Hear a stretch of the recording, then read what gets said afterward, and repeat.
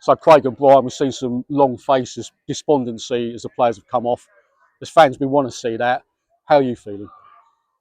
I'm disappointed, to be honest. I think in terms of our execution of our game plan wasn't there. We gave a clear strategy and objective for boys to do, and I think that we kind of set ourselves back really. So I think the disappointing space is obviously nobody likes losing football games, but I think if you go out with the intent that we started out to, it's what we need to look at.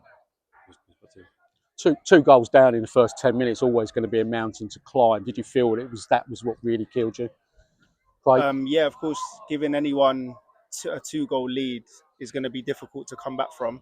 Away from home against Dorking is going to be even tougher. Um, it's a shame that in those two moments of being needing to be better in our box, we wasn't. And in the first goal, we were just too stretched in terms of what we asked of the boys. They weren't there, which allowed them to build the momentum and nick it on the break and then go and put the ball in the box with good numbers. That's what they're good at. And unfortunately, we didn't make them work hard enough to score against us today. Where was the side that came back so magnificently against Dagenham? They didn't look the same Tonbridge side, if I'm honest. Yeah, no, agreed. And that's what we just spoke about is that you can't pick and choose when you turn up in terms of layers of intensity and making sure you're in and around the game. We knew today was going to be a battle in terms of the expectation. You needed to win your duels. You needed to be around the second balls. If you stay in the game for those moments and you're in it rather than giving two goals away early on, then you can start to build and try to win games of football. But unfortunately, it took them. I think they scored in 3 minutes. I think the time was, and then it's always going to be an uphill battle from there. We needed to stay in and around the game for a hell of a lot longer than that to be able to try and get something from today. Do you think, Bryan, it was Dorking making those goals, or were we partly responsible for giving those goals?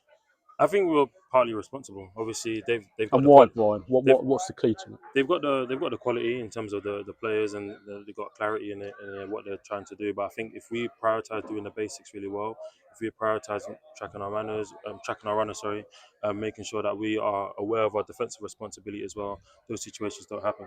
I feel like we need to appreciate the details that we're providing them. We do great analysis on oppositions and they're given clear pictures of what they're expected. Is making sure that we stick to those and execute. Do you think when we got the goal back, we brought Bobby Unwin on, did all right, scored a goal? Did you feel the comeback was that point was feasible? Was the game lost at that point?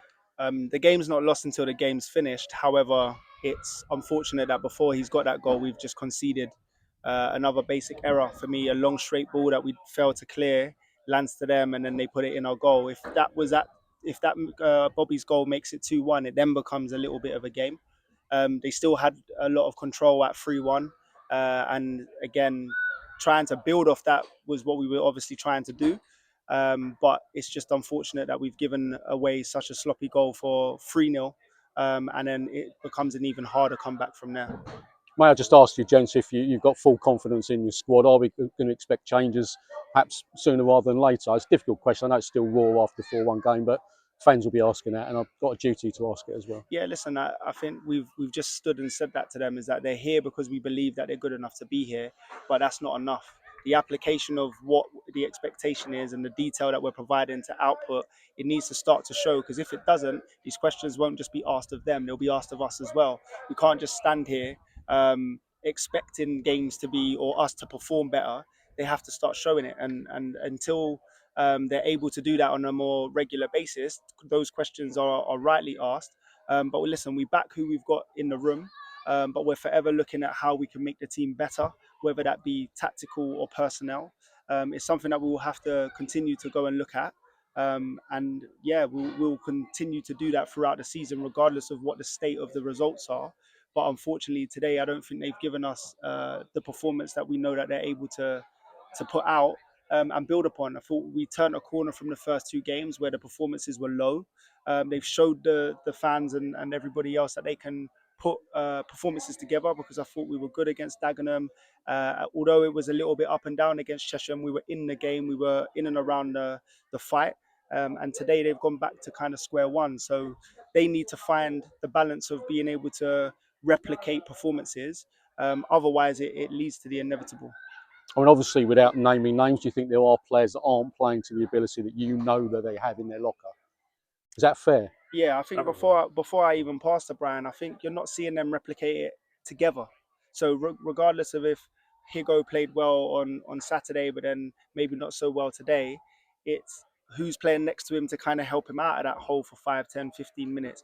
As a unit, collectively, I don't think I'm not going to stand here and pick out individuals now because it's never going to be cohesive to what we're trying to do. But as a unit, as a team, we're not performing on the whole, regardless of who it is, for moments in the game. Bryan, would you Yeah, agree with that? I was going to say similar. I think at the end of the day, this is not an individual sport. No matter what position you are, I think it's putting those individuals together and creating a collaborative team that can execute. I think that's the biggest thing. Where there's talented individuals there, we can look at them and see like, okay, he's got quality in it with and without the ball. But now it's about showing that on a consistent basis from minute 1 to minute 90, non-stop. And I think that's what the fans deserve. And at bare minimum, talent is not enough, and we have to work hard, and that's what the level demands. And that's what we're going to be looking to kind of get into the boys and bring that moving forward from Thursday. As I say, when, as the players came off, we saw some despondent, long faces, rightly so, perhaps. How are you going to get them up for two crucial games now against Farnborough and Enfield? Listen, they're an honest bunch. They are walking off the pitch looking like that because they know that they haven't performed well enough. They are not going to accept that from themselves, even though, listen, they've got to do a little bit better when they're on the pitch. But they will go to work hard back throughout the week to make sure that they don't perform like that again on Saturday and Tuesday in two games that are now become crucial to put more points on the board. They will do that themselves, and we will just make sure that continue to keep the vibrations high and that training is still well executed and the levels maintained throughout there to hopefully give them the best chance to replicate their performance on Saturday and again Tuesday to try and get over the line. So we don't stay down too long. There's nothing they can do about the game today now. So they can sit and wallow in that for a day, but then Tuesday evening they need to be bright, bushy-tailed and ready to go for Thursday. Okay, gents, thanks for fronting up and onwards and upwards. Yeah, cheers. Appreciate it.